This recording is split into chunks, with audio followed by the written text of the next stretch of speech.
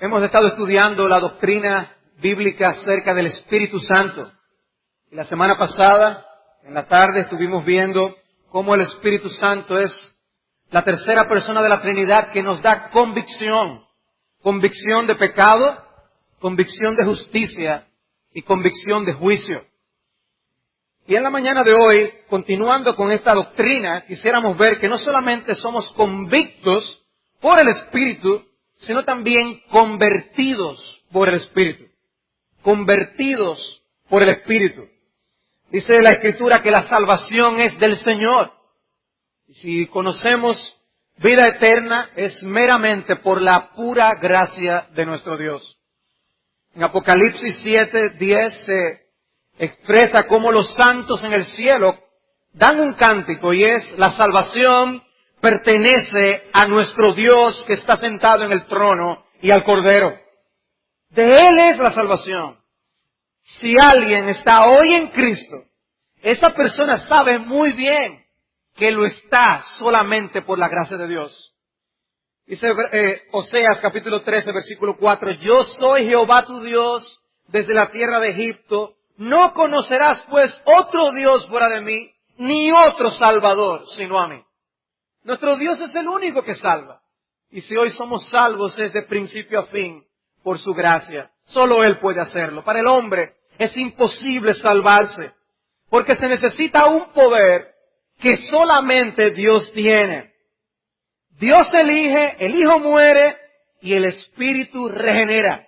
Como ya hemos visto, el nuevo nacimiento se produce por la vida del Espíritu soplada en el alma del hombre. Y el Espíritu no solamente engendra vida física, el Espíritu es quien engendra la vida espiritual. La Trinidad participó en la creación y la Trinidad participa en la salvación. Pero el Espíritu Santo de manera particular aplica la redención comprada por Jesucristo en la cruz del Calvario. ¿Cuánto le debemos al Espíritu Santo? ¿Cuánto ha hecho el Espíritu Santo por nosotros y en nosotros? Y ciertamente el Espíritu participó en la obra expiatoria de Cristo. Él se ofreció mediante el Espíritu eterno. Y así también Cristo participa en la obra de aplicación que hace el Espíritu hoy en día con los pecadores. Por eso Cristo decía que Él y el Padre vendrían y harían morada con su pueblo, porque ellos están participando también. Pero de manera muy particular, Cristo prometió que Él enviaría a otro Consolador. Y Él vendría a hacer una labor vital. Él hizo, Él produciría en el mundo convicción de pecado, de justicia y de juicio. Y así como nosotros atribuimos a Cristo la obra de redención, el Redentor muriendo en la cruz de manera muy particular, aunque toda la Trinidad participó, así nosotros vemos al Espíritu Santo regenerando y produciendo conversión, trayendo arrepentimiento y fe en el alma de los hombres. Es el Espíritu quien lo hace. Por eso dice Pablo en 1 Corintios 12:3 que nadie puede llamar a Cristo Señor si no es por el Espíritu. Puede tener un conocimiento intelectual de Cristo, pero llamarle Señor, mi Señor, solamente por el Espíritu de nuestro Dios. Y quiero que al inicio vayamos a un pasaje que nos ponga a tono en cuanto a esta enseñanza en Tito capítulo 3. Tito capítulo 3, a partir del versículo 4.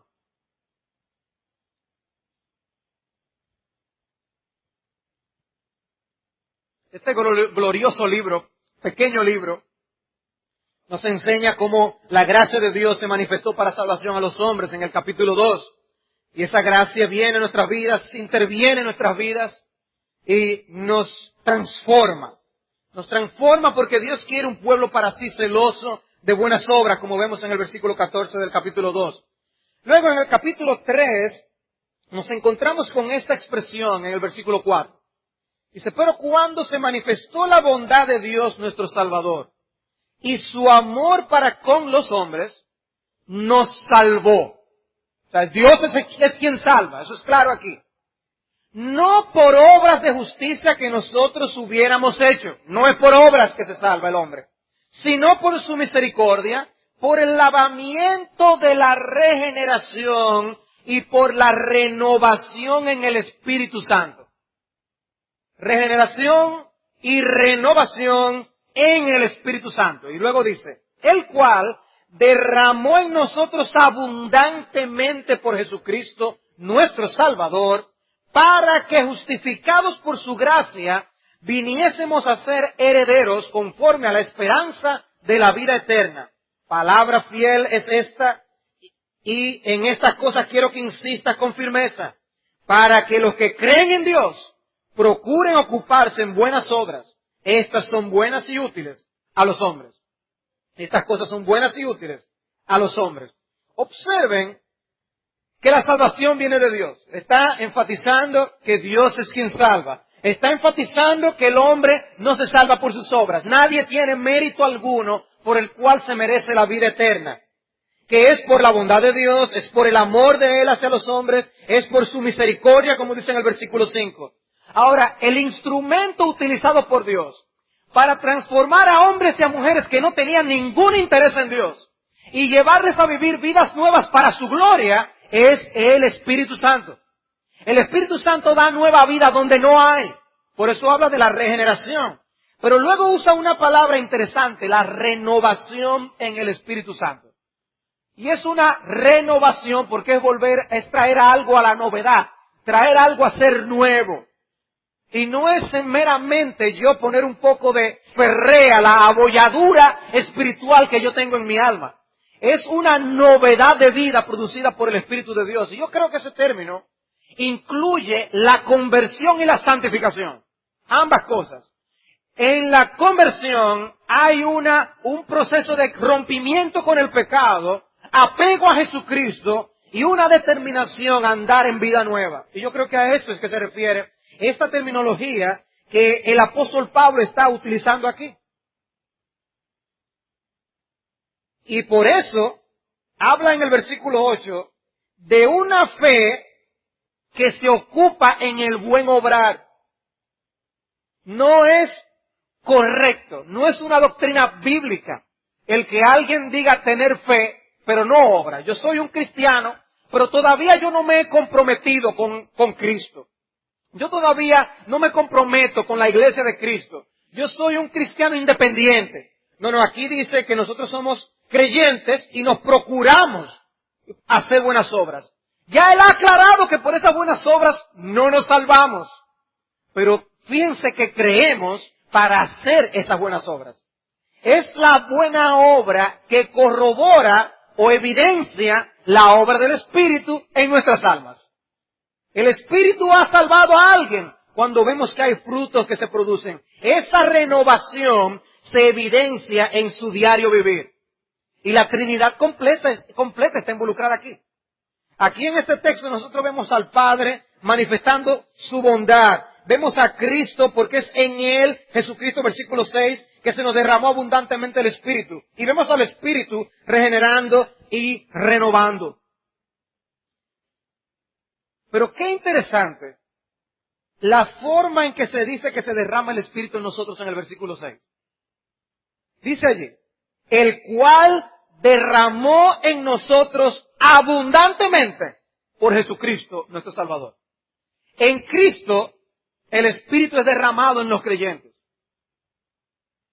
No hay un cristiano en el que no more el Espíritu de Dios. Ahora, Dios no dio de su Espíritu por chorrito. Dice aquí que en Cristo el Espíritu se derramó abundantemente. Y eso tiene un propósito aquí en este pasaje. Él es el propósito de que veamos, de que nosotros no tenemos la excusa de decir, no, lo que pasa es que Dios no me dio a mí ni me capacitó para yo ser un cristiano extraordinario. Todo cristiano es algo extraordinario. Todo cristiano es algo extraordinario. Es un milagro de Dios transformar a un individuo, a una persona egoísta y transformarla en alguien que ama a Jesucristo. Eso es algo extraordinario. Pero para que eso se mantenga, se necesita nada más y nada menos que el poder de Dios. Y Dios derramó abundantemente su Espíritu en cada creyente para que eso aún pueda mantenerse. Porque nadie se mantendría en la vida cristiana si el Espíritu no continuara con nosotros obrando de esa manera. Por eso el Espíritu regenera y renueva. Y lo hará hasta el día que entremos a la gloria, en la glorificación. Pero es por el Espíritu que se ha derramado abundantemente. ¿Y qué quiere decir Dios con esa palabra abundantemente? ¿Con qué idea debemos quedarnos en nuestras almas? Hermanos, que ese poder del Espíritu de Dios está morando en nosotros, no por chorritos, sino en gran abundancia.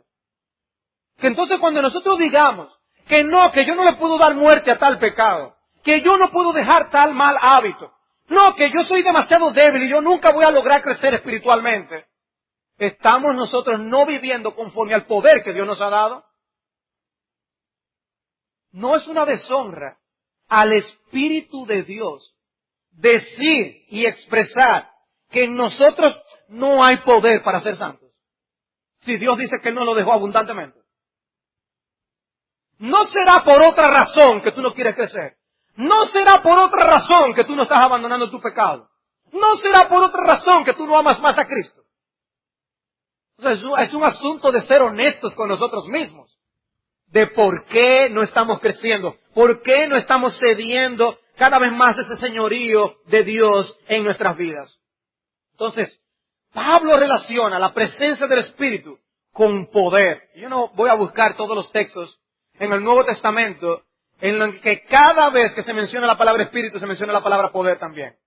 Espíritu y poder es como si donde está el Espíritu hay poder.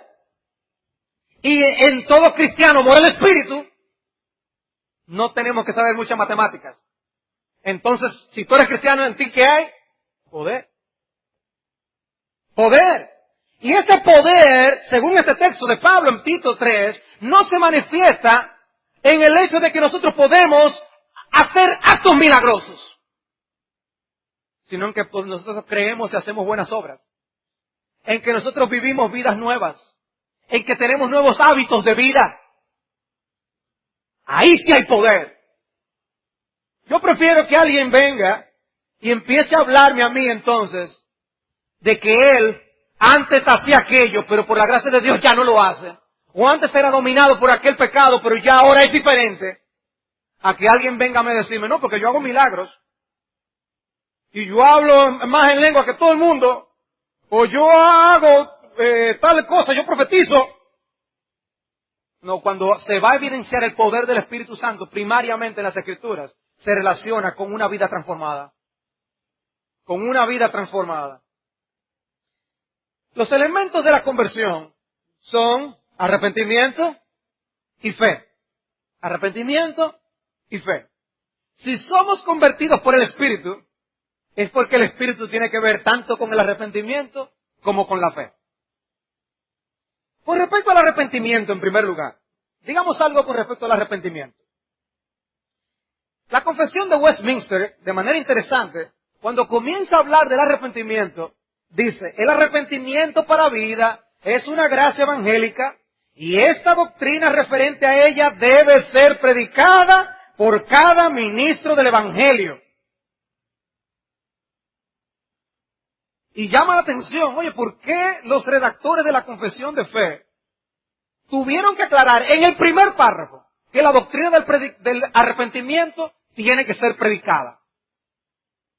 Hermanos, yo creo que es por el hecho de que como nosotros los hombres tendemos a desear ser recibidos por los demás, que los demás estén agradados con uno, los predicadores van a tener la tentación de no predicar una doctrina tan desagradable como el arrepentimiento. No lo dice con respecto a la fe, porque hablarle de la fe a las personas no ofende. Ten confianza. Y las personas no se ofenden. Pero cuando uno le dice a alguien, arrepiéntate, la gente se ofende. Porque le están tachando de algo malo. Me están diciendo que yo soy un pecador. Y yo creo que ellos pusieron esa declaración porque no debemos dejar de enseñar acerca del arrepentimiento. No debemos dejar de enseñar acerca del arrepentimiento. ¿Qué decía Cristo en Lucas 24:47? Que era necesario que se predicase en su nombre el arrepentimiento y el perdón de pecados en todas las naciones, comenzando desde Jerusalén. no es solo que el Espíritu otorga arrepentimiento, es que debemos predicar el arrepentimiento. Interesante. Porque pudiéramos concluir que el Espíritu va a dar arrepentimiento sin que se predique el arrepentimiento. No, Él usa la instrumentación de los predicadores proclamando el llamado al arrepentimiento. Y ejemplo nos fue dado en las Escrituras. Los profetas anunciaban el arrepentimiento. Llamaban a los hombres a convertirse de sus malos caminos. Juan el Bautista, preparando el camino al Mesías, vino con un mensaje de arrepentimiento. Arrepentíos, arrepentíos. Su bautismo era un bautismo de arrepentimiento. Cristo viene e inicia su ministerio proclamando el arrepentimiento. Arrepentíos porque el reino de los cielos se ha acercado. Sus seguidores, los apóstoles, no bien acaba de ser derramado el Espíritu de Dios en Pentecostés, cuando el apóstol Pedro comienza a predicar y a llamar a los hombres al arrepentimiento. Arrepentíos para que sean perdonados vuestros pecados. El arrepentimiento es una doctrina crucial en las Escrituras. Crucial. Ahora, mi punto, hermanos, que esta doctrina crucial solamente viene a ser verdad en la vida de los hombres por medio de la obra del Espíritu de Dios. Dios está detrás del arrepentimiento de los pecadores. Si no fuera por el Espíritu de Dios, es mi declaración, los hombres no se arrepentirían. Si hay arrepentimiento en alguien, para decirlo de otra manera, ahí el Espíritu estuvo obrando. Eso no es algo natural. Eso no es una inclinación normal con la que venimos de fábrica. Es una obra celestial. Por eso se le llama una gracia salvadora. Porque es dado, es una gracia, es un regalo. Y a mí me llama la atención pensar en esto. El Espíritu o la promesa del Espíritu se llama un don. El don del Espíritu Santo en las Escrituras. Y me llama la atención porque ese don trae regalos consigo también. No solamente dones espirituales, capacidades para servir en el pueblo de Dios, sino regalos hasta de salvación. Porque ese espíritu que es la promesa de Dios el Padre y de Dios el Hijo, viene al mundo y trae regalos consigo. Y parte de la gracia que trae es arrepentimiento y fe. Arrepentimiento y fe. Ese arrepentimiento, dice nuestra confesión, es una gracia evangélica por la cual una persona, a quien el Espíritu hace consciente de las múltiples maldades de su pecado mediante la fe en Cristo, se humilla por él con una tristeza que es según Dios. O como lo dice un autor, el arrepentimiento es un cambio de mente, cambio de lealtad, cambio de conducta, por la cual los precristianos se vuelven del pecado hacia Dios. Y me llamó la atención esa expresión, los precristianos. Porque es un pecador que se arrepiente de sus pecados. Luego veremos cómo ese arrepentimiento continúa en la vida del creyente. Pero no es menos cierto que Dios le da la gracia del arrepentimiento a pecadores. No es que yo soy demasiado pecador, esa gracia no puede perdonarme a mí. Precisamente, dice Cristo, yo no vine a sanar los que están bien, sino a los enfermos. Yo vine a dar el arrepentimiento, yo vine a salvar a aquellos que se duelen de sus pecados, a aquellos que ven su maldad. A los que se creen bien, esos se van a condenar. Por eso los fariseos tuvieron tantos problemas con Jesucristo. Sin embargo, dice las rameras y los publicanos, esos irán primero al reino de Dios. Porque es la medicina precisamente para los que la necesitan. Arrepentimiento para pecadores. Y Cristo es glorificado cuando se proclama la doctrina del arrepentimiento. Y un pecador entiende la condición de su alma. Ve que está mal con Dios, ha pecado y dice, yo necesito cambiar mis caminos. Entiende que él ha violentado la ley de Dios. Pero yo iré a Cristo. Él tiene un entendimiento que hay misericordia de Dios en Cristo. Y va a Cristo porque sabe que en Dios hay perdón para todos sus pecados. Y eso da gloria a Cristo. Eso da gloria a Cristo, porque el hombre se ve a sí mismo inútil para poder salvarse a sí mismo, pero ve a Cristo capaz de salvar al peor de los pecadores. Y eso honra a nuestro Señor Jesucristo. Por eso Cristo predicaba con un imperativo: arrepentíos, arrepentíos. El hombre va a hacer algo, pero Dios hace una obra que finalmente le da gloria a Él por un pecador que se arrepiente. Y hay gozo en los cielos por un pecador que se arrepiente. No he venido a llamar a justos, sino a pecadores al arrepentimiento. Y así Cristo predicó esa doctrina, Cristo enseñó esa doctrina del arrepentimiento, pero a final de cuentas, no es lo que tú y yo determinemos hacer, es lo que Dios nos concede a nosotros. Jeremías 31:18. Jeremías 31:18. Por dar un ejemplo. Dice: escuchando he oído a Efraín que se lamentaba, me azotaste y fui castigado como novillo indómito. Conviérteme y seré convertido, porque tú eres Jehová mi Dios. Conviérteme y seré convertido. No es sencillamente, ok, está bien, me voy a convertir. No es aún la actitud de que esa misericordia tiene que venir de Dios. De que Dios es que tiene que dar la gracia del arrepentimiento, la sensibilidad espiritual para ver mi maldad. Y Lamentaciones capítulo 5. Lamentaciones capítulo 5, versículo 21. Vuélvenos, oh Jehová, a ti y nos volveremos. Renueva nuestros días como al principio. Pero dice: vuélvenos a ti y entonces nos volveremos. Hechos capítulo 5, versículo 31. Hechos 5, 31.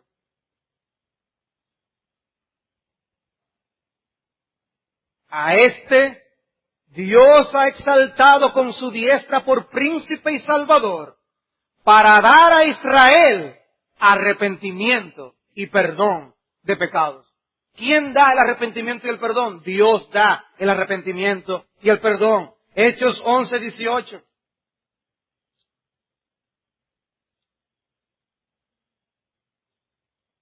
Entonces, oídas estas cosas, callaron y glorificaron a Dios diciendo: de manera que también a los gentiles ha dado Dios arrepentimiento para vida. Ellos llegan a darse cuenta de que Dios está incluyendo a los gentiles en su plan de salvación. Y la forma en que lo expresan es Dios que les está dando el arrepentimiento. Porque solo por Dios un hombre puede ver su pecado y confesar su maldad y acudir a Cristo para salvación. Y finalmente 2 Timoteo 2:25, para mostrar este punto. 2 Timoteo 2:25.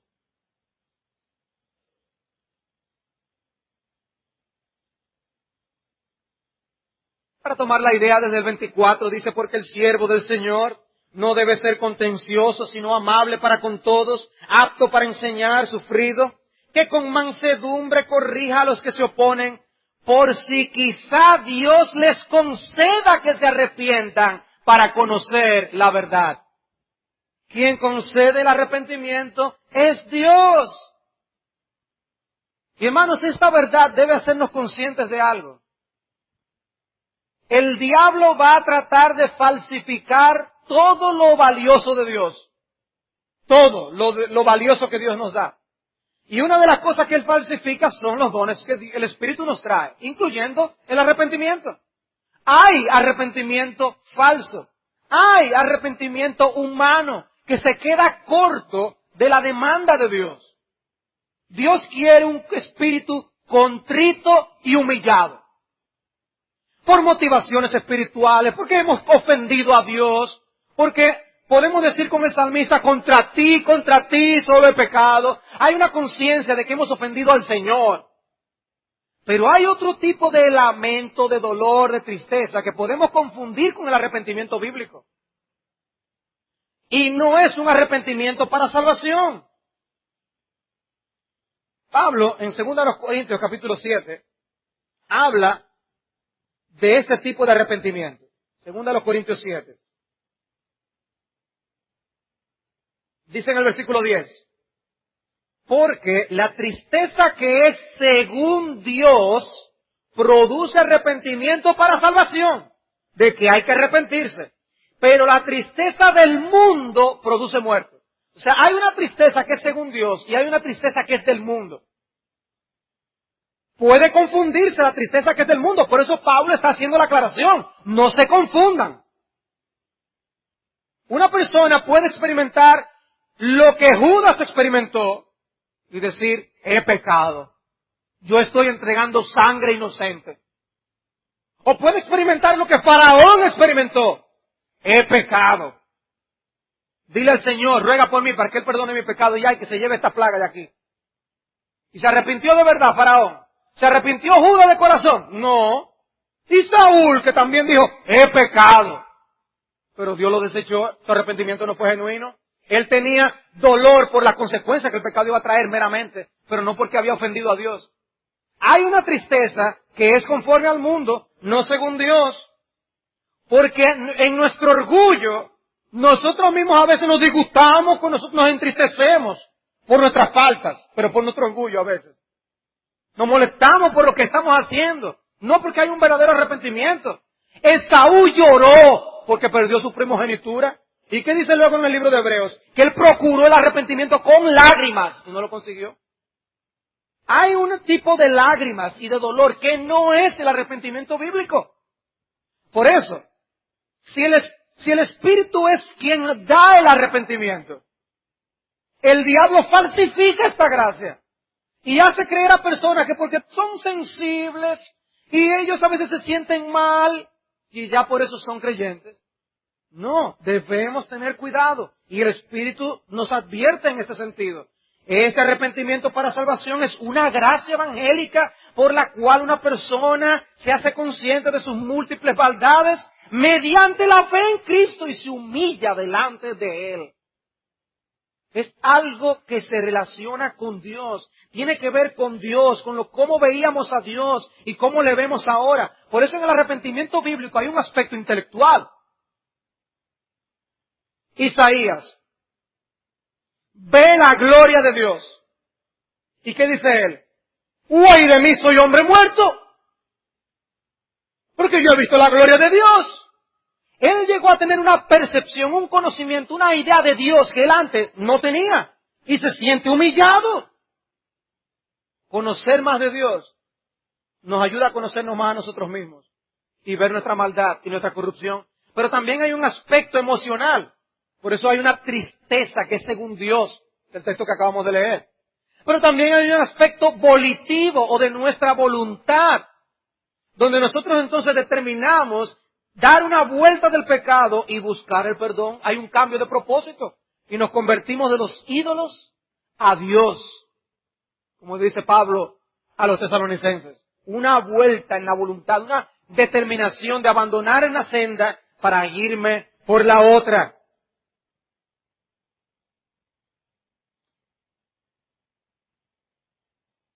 ¿De qué se arrepiente el pecador entonces? ¿Qué es lo que viene a darse cuenta él? Por lo cual él procura salvación en Dios. Bueno, él se ve mal ante la ley de Dios. Él ve que él está muy mal parado para comparecer ante el tribunal de Jesucristo. Millones permanecen comparándose los unos con los otros. Uy, yo te doy gracias, Señor, porque yo no soy como aquellos. Yo no, yo hago esto, yo hago lo otro, yo soy bueno, yo soy un buen marido, una buena esposa, yo soy buena madre, Nos comparamos con nosotros y la verdad es que comparándose con nosotros uno queda más o menos. Pero el arrepentimiento bíblico no actúa así. El arrepentimiento bíblico nos hace ver que estamos mal comparados con Dios y con la demanda de Dios. Es por eso que en el libro de Santiago dice que el que viola la ley en un punto, ¿se hace culpable de qué? De todos. Entonces, cuando un hombre realmente tiene la obra de arrepentimiento producida por el Espíritu de Dios, ¿cuántos pecados él tiene sobre sus hombros? ¿Cuántas leyes él piensa que él ha violentado contra de Dios? Toda la ley de Dios. Ese es el problema. El problema es que alguien que verdaderamente se hace sensible por la ley de Dios, por el Espíritu de Dios, se siente completamente culpable. Completamente culpable. Así que, hermanos, ¿cómo debe comparecer un pecador? Y aún nosotros cristianos, si vamos a confesar nuestros pecados delante de Dios, ¿vamos nosotros en oración a Dios como abogados defensores o como la parte acusada en el juicio? Porque a juzgar por la forma en que muchas veces nosotros hablamos, parece que nosotros somos más abogados defensores. No, porque lo que tú sabes es que lo que está pasando en mi casa es que con un jefe así, y buscamos siempre la argumentación para defendernos, atenuar nuestra culpa, sentirnos mejor, que no se nos vea el problema tan grande. Pero cuando alguien ve su pecado por lo que es y va donde Dios, Él es el primero que se echa la culpa. Señor, ten misericordia de mí, que soy pecador. Señor, yo he pecado contra ti. Y aún con el salmista le dice, Señor, líbrame hasta de los que me son ocultos. Hay pecados múltiples que ni siquiera me acuerdo cuáles son, Señor, perdóname. Esa sensibilidad solamente viene por el Espíritu de Dios. El Espíritu que fue derramado abundantemente en nuestros corazones, no fue derramado así para que nosotros fuéramos abogados defensores. Ese Espíritu fue derramado así para hacer lo que nosotros por nosotros mismos no podemos, admitir nuestra culpa. Señor, soy un pecador. Es por ese Espíritu que fue derramado así que yo no voy a pasar el 95% de mi tiempo en oración pidiendo a Dios. Sino que vamos también a pedir perdón. Vamos a alabar a Dios por su gracia, por su misericordia y por su bondad. ¡Qué bueno eres, oh Dios! Porque si la multitud de mis oraciones son, esto no hay quien lo aguante, Señor, a ver si tú transformas esto. Está bien en República Dominicana, cada vez que uno va al supermercado, Señor, esto no hay quien lo aguante. Y mira lo que está pasando con la luz y la criminalidad, esto no, ¿de qué tú le hablas al Señor? ¿Cuál es la tónica que domina tu mente y tu corazón? Porque con tanto pecado y con un espíritu derramado abundantemente, debería haber una tónica más sensible y humilde a la hora de buscar el rostro del Señor. Y con esa conciencia de esa misericordia que Dios ha tenido de nosotros, practicar más la misericordia hacia los demás. Sería lo consistente. Sería lo consistente. Pero permítame decir algo de la fe también. Permítame decir algo de la fe también. ¿Qué es la fe? Dice la confesión, la fe es una gracia también, por la cual se capacita a los elegidos para creer para la salvación de sus almas. Es la obra del Espíritu de Cristo en sus corazones y es algo por lo que nosotros depositamos confianza en Cristo para salvación. Hay conocimiento de quién es Dios, conocimiento de que Él es suficiente, es alguien digno de confianza, conocimiento de que Él es misericordioso y bueno, pero también hay un asentimiento. Lo que conozco, yo digo, yo confío en eso, Señor, yo acepto que eso es verdad, yo acepto lo que la Biblia dice acerca del pecado, yo acepto, Señor, lo que tú dices acerca de Cristo, yo acepto, Señor, lo que tú dices acerca de la salvación, que yo no me puedo salvar por mí mismo, que solamente en la justicia de Cristo puedo ser salvo, que no es por las obras, y que hay una condenación y un juicio si yo persisto en salvarme por mis propias fuerzas y por yo ser bueno. Entonces yo por la fe confío solamente en lo que Cristo hizo hace tanto tiempo en la cruz del Calvario. Y no solamente en lo que Él hizo en la cruz, sino en lo que hizo en vida también. Porque el Señor pudo haberse encarnado directamente para morir en la cruz, pero no lo hizo así. Él vivió una vida de justicia aquí en la tierra, que era necesaria esa obediencia, porque fue esa justicia la que se puso en la cuenta de los pecadores, y confiamos que esa vida de ese justo, Cordero sin mancha, Y esa muerte de ese cordero, derramando esa sangre, es precisamente lo que yo necesito para la salvación de mi alma. Convencerá al mundo de pecado.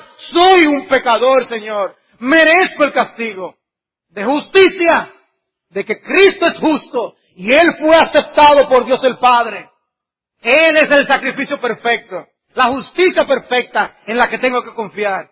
Y de juicio. Señor, si yo sé que si no me amparo solamente en Cristo, hay una condenación de la que no podré ser librado. Esa sería la obra del Espíritu de Dios. De manera que Él llevaría a los hombres a ver esa insuficiencia. Él llevaría a los hombres a ver que en ellos mismos no hay nada que le haga merecedores del cielo.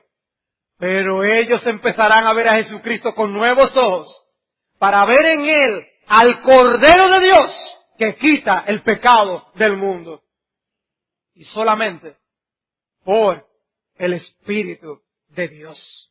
Solamente por el Espíritu de Dios. Dice en Hechos capítulo 13 que creyeron todos los que estaban ordenados para vida eterna. Una de las cosas que se dicen para explicar ese versículo es, no, lo que pasa es que Dios vio de antemano los que iban a creer. Pero eso no es lo que dice el texto. Creyeron los que estaban ordenados para vida eterna.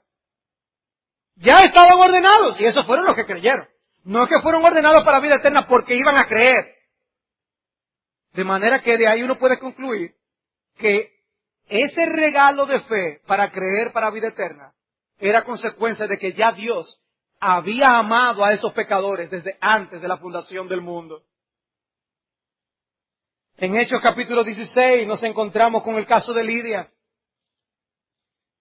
Y hermanos, esto es importante que lo veamos, lo entendamos. O sea, si nosotros vamos a predicar el Evangelio a una ciudad de nuestro país, o sea, ¿con qué mentalidad nosotros vamos a hablar en las personas de Cristo? O tú vas a hablar a un compañero de trabajo, vas a hablar a un familiar. ¿Con qué mentalidad tú vas? ¿Tú crees que por tu buena argumentación es que tú vas a terminar ganando a alguien para Cristo? Y no es que no usemos buena argumentación. Eso puede quitar obstáculos para que la persona se rinda a los pies del Señor. Pero, sin la obra del Espíritu de Dios, no va a creer. No va a creer. Por eso vemos este caso tan claro de Lidia. Dice en el versículo 14 de Hechos 16. Entonces una mujer llamada Lidia, vendedora de púrpura de la ciudad de Tiatira, que adoraba a Dios, estaba oyendo. Y el Señor abrió el corazón de ella para que estuviese atenta a lo que Pablo decía. Y eso es lo grande. ¿Y cuántas historias no ha escuchado uno? De una persona que le está predicando aquí el Evangelio a alguien. Mira, y tú tienes que arrepentirte. Y esto es así. La persona trancada. No. Y había alguien por aquí que estaba escuchando toda la conversación. Y después que termina esta conversación, dice, mira, ¿tú me puedes explicar un poco más cómo era eso? Y luego se convierte este. No han sido ni dos ni tres las historias que han sido así. Porque es a quien el Espíritu de Dios le abre el entendimiento. Padre, te alabo, Señor del cielo y de la tierra, porque tú has escondido estas cosas de los sabios y de los entendidos y las revelaste a los niños. Porque así te agradó. Porque así te agradó. Hechos 18:27. Y queriendo él pasar a Acaya, los hermanos le animaron y escribieron a los discípulos que le recibieren. Y llegado él allá, fue de gran provecho a los que por la gracia habían creído. Los que por la gracia habían creído. Es algo inmerecido. No, Dios le dio la fe porque eran buenos. No, es por gracia. Es un regalo de Dios. Y todos conocemos ese texto de Efesios 2:8. Por gracia sois salvos por medio de la fe, y esto no de vosotros, pues es un don de Dios. Y yo sé de la discusión que hay, si se está refiriendo a la gracia, está hablando de la fe, está hablando del paquete de salvación. Los teólogos se dividen, los exegetas, sobre cómo tratar esto. Pero en última instancia, si no es una referencia directa a la fe, es una referencia al hecho de que la salvación es de Dios. Incluyendo la fe. Incluyendo la fe. Esto no de vosotros, pues es un don de Dios. Un don, regalo de Dios. Filipenses 1:29. Filipenses 1:29. Porque a vosotros os es concedido a causa de Cristo, no solo que creáis en Él, sino también que padezcáis por Él. Para dar el argumento de que el sufrimiento y la aflicción en Cristo es un privilegio dado por Dios, usa el argumento de que la fe es un regalo de Dios. Os es concedido que creáis en Él. Pero más que eso, se les da el privilegio de sufrir y padecer por Él también. Pero la fe, obviamente, aquí es un regalo de Dios, un regalo de Dios. Dice en el versículo 28, y en nada intimidados por lo que se oponen, que para ellos ciertamente es indicio de perdición, mas para vosotros de salvación, y esto de Dios, porque a vosotros os es concedido. A vosotros os es concedido. Y hay otros textos más que nos muestran que la fe es un regalo de Dios. O sea, que un hombre ve sus pecados. Por el Espíritu de Dios él entiende que él no está bien. Ese es el arrepentimiento. Y con dolor del alma le pide a Dios perdón. Pero la conversión incluye también la fe. Y es vano empezar a discutir qué es primero, la fe o el arrepentimiento. No veo ningún orden cronológico ni ningún orden necesariamente lógico entre fe y arrepentimiento. Podemos verlo con relación a otras cosas. Yo creo que la fe y el arrepentimiento van unidos. Unidos. Si hay fe, viene arrepentimiento, y si hay arrepentimiento, también hay fe. Porque lo podemos ver de esta manera. ¿Qué fue lo que llevó al hijo pródigo a decir, iré a la casa de mi padre y le diré, perdóname, yo he pecado contra el cielo y contra ti? Fue la verdad de confiar en la bondad de su padre. De que él dijo, en la casa de mi padre, aún los jornaleros viven bien. Y él los trata bien y los suple bien. De manera pecador, si tú estás aquí habiendo dejado la casa de tu padre, y tú has dejado los caminos de Dios, y tú has querido seguir tus directrices y vivir a tu propia manera, y has hecho y deshecho, has pecado groseramente, has entristecido a tus padres, a tus compañeros, has entristecido al cielo. ¿Hay esperanza para ti? ¿Hay esperanza para ti? Piensa en lo siguiente. Óyeme, Dios te mantiene con vida todavía. Dios te está dando todavía muchísimas cosas que tú no te mereces. Pero no solo eso, sino que en la casa de tu Padre Celestial, Él trata tan bien a los suyos y les suple de tantas cosas. Sí, son siervos, son jornaleros. Pero no nos falta nada.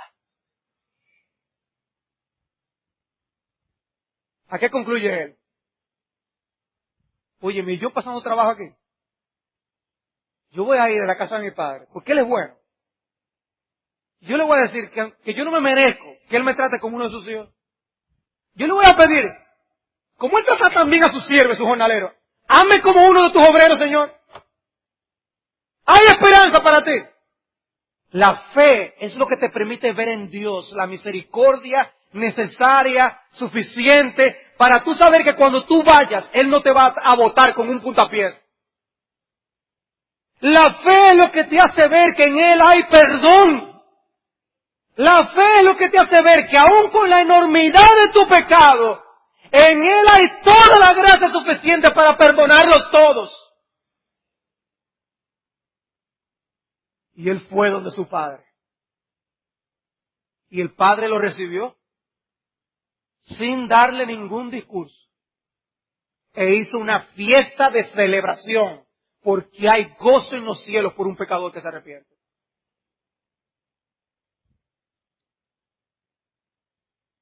Precisamente la fe nos permite ver que en el gran lío en que nos hemos metido y que lo vemos por el arrepentimiento, hay solución en Jesucristo por medio de la fe.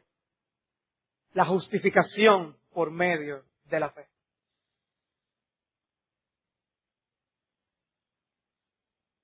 Hay un himno que con respecto al arrepentimiento Yo lo apunté por aquí, ahora no lo encuentro.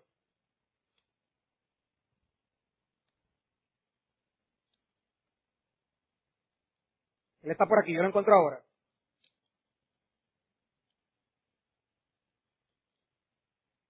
Debí buscarlo aquí primero. Es un himno. En la sección de himnos del Espíritu Santo. En el himno 224, en la segunda estrofa.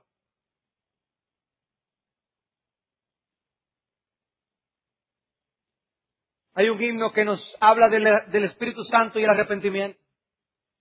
Dice, haz comprender al corazón cuán grave es su maldad y danos el precioso don de andar en santidad. Y yo me pregunto, ¿por qué cantar eso? ¿Por qué a un autor de un himno se le ocurre la idea de componer una letra, escribir una poesía en el que esté dirigida al Espíritu Santo y le pide al Espíritu Santo en ese himno que le otorgue, le dé el comprender la gravedad de su maldad? Porque no solamente tenemos un entendimiento intelectual de que el Espíritu es quien da el arrepentimiento, es que sabemos que seguiremos con un espíritu sensible y de arrepentimiento todos los días de nuestra vida, solo por el Espíritu de Dios. Solo por el Espíritu de Dios. Y esto significa, el ver esto en este himno, significa que nosotros debemos incluir en nuestra vida de oración peticiones al Espíritu de Dios para sensibilizar nuestras almas. Señor, produce en mí sensibilidad para yo no ser obstuso con mi pecado. Para yo no trancarme y no dejar de ver mi maldad delante de tu presencia. Porque abandonado nuestra propia suerte y por nuestro orgullo, nosotros nunca confesaríamos nuestro pecado en la presencia de Dios. Necesitamos al Espíritu de Dios sensibilizando nuestras almas. Cantemos al Espíritu que traiga ese arrepentimiento. Oremos al Espíritu que traiga sensibilidad espiritual. Pero no solamente con el arrepentimiento. También hay himnos que hablan de la fe y el Espíritu. Desciende Espíritu de amor, aviva nuestra escasa fe. O dice otro himno, imploramos tu presencia, Santo Espíritu de Dios, vivifique tu influencia, nuestra débil fe y amor. ¿Te recuerdan a los apóstoles? Diciendo, Señor, nosotros necesitamos que tú nos ayudes. Nosotros no sabemos pedirlas ni cómo conviene, enséñanos a orar aún. Bueno, parte de lo que tenemos que orar es que Dios nos dé su Espíritu. Dice, pedí por el Espíritu, pidan el Espíritu. Y parte de lo que debemos pedir, pidiendo el Espíritu, es confianza en Dios, mayor confianza en Dios, seguridad en Él. El hecho de que creemos a su palabra y por eso seguimos sus estatutos. No confiar tanto en nosotros mismos. Señor, ayúdame a yo no confiar tanto en mí mismo. Oh, Señor, por tu Espíritu, ayúdame a depositar mi confianza en ti. ¿Por qué cantarlo? Porque lo creemos de todo corazón, que eso es algo que lo produce el Espíritu de Dios. Y vamos a orar por estas cosas. Hermanos, ¿por qué enseñar la doctrina bíblica de que la conversión es por el Espíritu? ¿Por qué? ¿Por qué enseñar la doctrina bíblica de que la convicción es por el Espíritu? Hermanos, para nosotros vivir conforme a esa verdad, vivir practicando el arrepentimiento y la fe diariamente, eso no es solamente algo del día de nuestra conversión, eso es algo que continuará con nosotros. Por eso el versículo que veía al principio en Tito capítulo 3, esa regeneración y renovación por el Espíritu Santo debe continuar en nosotros todos los días de nuestra vida. No fue yo me arrepentí una vez, yo creí una vez. ¿Ustedes recuerdan a aquellos en la parábola del sembrador que creyeron por un tiempo? No por un tiempo. Vamos a seguir creyendo. Pero si el Espíritu es el que produce esa fe, ¿qué tenemos que hacer? Oh Espíritu de Dios, aviva la fe en mi corazón para yo no ampararme en mi propia sabiduría, sino yo cada día de mi vida ampararme en ti. Ampararme en ti. Azotes, dificultades, problemas, dudas. Lucharemos con nuestras dudas, hermanos. Pero hay una manera bíblica y piadosa de luchar con nuestras dudas. Y es nosotros buscar en Dios, en su palabra, el amparo de nuestras almas. No son nuestras conclusiones y razonamientos los que nos sacarán del hoyo de la incredulidad, sino, como dice Bunyan, es la llave de la promesa de Dios. Esa llave nos sacará del castillo de la duda, confiando en Dios y en su palabra. Y hermanos, hay un mensaje que seguir predicando. El mensaje que el Espíritu Santo nos ha dejado. Seguir predicando la doctrina del arrepentimiento y la doctrina de la fe. Arrepentíos y creed. Arrepentíos y creed. Se seguirán escribiendo cientos de libros, proclamando cientos de sermones en internet, en grabaciones y todo lo demás por televisión, de personas, falsos maestros, que nunca proclamarán la doctrina del arrepentimiento. Bueno, con nosotros no debe ser así, porque tenemos que llamar a los hombres al arrepentimiento y a la fe en nuestro Señor Jesucristo. Gracias, Señor, por tu Espíritu, debemos decir. Gracias, Señor, por tu Espíritu, porque si no fuera por Él, no estaríamos aquí. Y gracias por tu Espíritu, porque por Él seguiremos hacia adelante. Hermanos, como iglesia, ¿cómo vamos a seguir hacia adelante, hermanos? ¿Cómo vamos a poder avanzar con sensibilidad espiritual y confianza si nosotros estamos contristando al Espíritu de Dios? Porque si contristamos al Espíritu de Dios, el Espíritu no nos va a fortalecer. Si empezamos a actuar cosas, a hacer cosas que entristecen al Espíritu, ¿saben lo que va a hacer? Va a ser un espíritu retirado. Va a ser un espíritu retirado. Como hacemos nosotros a veces cuando una persona empieza a tratarnos mal. Yo estoy seguro que si tú tienes un perrito en tu casa y viene y pasa por donde ti y le das un cocotazo, y después tú vuelves y lo llamas, ¡venga acá, perrito! Y el perrito viene otra vez y mueve el rabito y ¡pum! Le da otro cocotazo. ¿Qué va a pasar después? Va a decir, no, espérate, vamos a dejar el relajo. El perrito no va a volver donde ti. Y nosotros hacemos lo mismo. Cuando alguien viene y nos trata mal, una vez, nos trata mal una segunda vez, nos ofende una tercera vez. Ya, bueno, pero elegiste que hay que tratar a esta persona. El Espíritu de Dios es un espíritu apagado. Cuando nosotros lo ofendemos, y lo ofendemos, y lo entristecemos, y lo entristecemos, y actuamos ignorándolo como si Él no estuviera con nosotros. Ha sido derramado abundantemente en nosotros, pero lo tratamos como si no estuviera con nosotros. ¿Qué hace Él? Él se retira. Y llegan dudas, luchas, perturbaciones, tribulaciones al alma. Precisamente Él es la solución. Rindiéndonos a sus pies, tendremos sensibilidad y confianza renovada en Dios para seguir hacia adelante. Que como iglesia procuremos no ofender al Espíritu, sino tener un ambiente tan tranquilo de alma que Él more en medio de nosotros y Él manifieste su poder. Vamos a orar. Padre, queremos bendecir tu nombre y darte mucha, mucha gloria. Darte gracias, Padre, por el regalo, el don del Espíritu Santo. Y darte gracias por el don del Espíritu Santo en el arrepentimiento y la fe. Padre, sabemos que no fue absolutamente por nada bueno en nosotros, sino puramente por tu afecto desde antes de la fundación del mundo. ¿Y cómo te vamos a pagar, Señor? Nunca podremos hacer nada que nos merezca lo que tú nos has dado. He aquí te traemos nuestro corazón. Poco es. Y te pedimos, Señor, tómanos y concédenos el privilegio de glorificar a Cristo. Permítenos dar muerte al pecado y vivir siendo guiados y dirigidos por la guía de tu Santo Espíritu. Sí, Señor, somos polvo. Somos menos que nada. Perdona nuestro orgullo. Capacítanos, porque en nosotros no está la fuerza. Pero en ti están todas. En ti nos amparamos. En ti haznos hacer proezas. Porque te lo pedimos en Cristo. Amén.